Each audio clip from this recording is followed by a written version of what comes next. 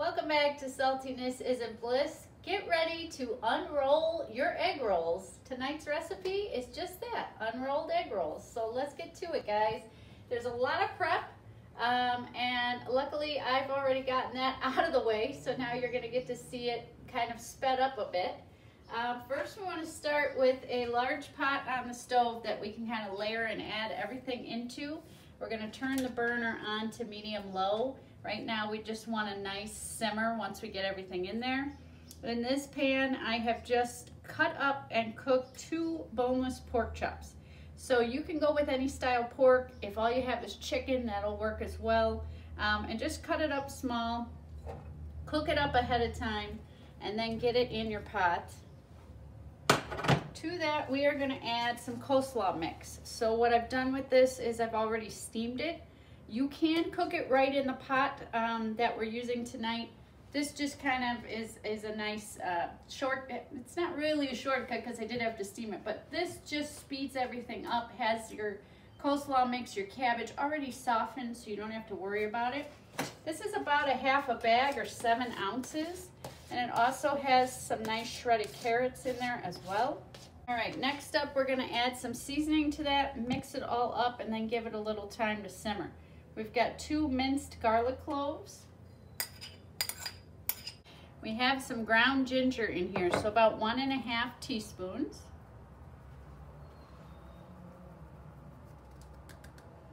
And next is our onion. You can go with fresh onion. I don't like to work with fresh onion, so I'm gonna use a dried mince. That will be to taste. And now we want to give that a really good stir to just get all that seasoning coated on what's in our pan.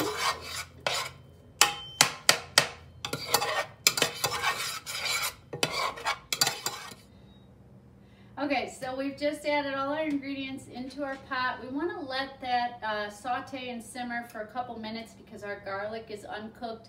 If you're using raw onion, that will be uncooked as well, and some of you may need to cook your cabbage. So keep an eye on that and just simmer and saute until those ingredients are cooked.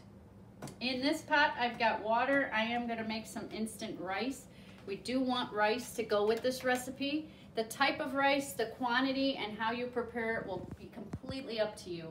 I like to go with instant. It's quick, it's easy, but any style rice will work. Okay guys, so we've got a real nice sizzle here to our mixture. It's had some time to simmer. I've got my burner down to low now, and we are going to add in our last ingredients. So we want to go with 1 tablespoon of soy sauce. I featured this on the channel before. If you can find some coconut aminos, this is a great alternative to soy sauce that has just a fraction of the salt. So I'm going to pour that in there. Then we want a ½ tablespoon of oil. You can go with a sesame oil, or in this case I'm going to substitute canola because I do not have any sesame oil. And the surprise ingredient, for me anyway, is cilantro, fresh or dried, and that will be to taste. We're going to give that a really good stir, put the lid back on, and simmer for at least 2 to 3 minutes. Let's get ready to layer. So we've got our cooked rice. You'll just put your desired amount on a plate. Next, we're going to top it with our meat mixture. And that will be desired amount as well. We are going to garnish the top of that with some unsalted peanuts. You can of course substitute any other nut if you want. Try to go unsalted, of course. You can chop these up smaller so they don't roll off the plate everywhere like they just did. And to add 1 more layer of flavor, I'm going to put this on there. This is a well-loved peach vinaigrette dressing that tastes like sweet and sour sauce. I don't have any sweet and sour, so this will do the trick.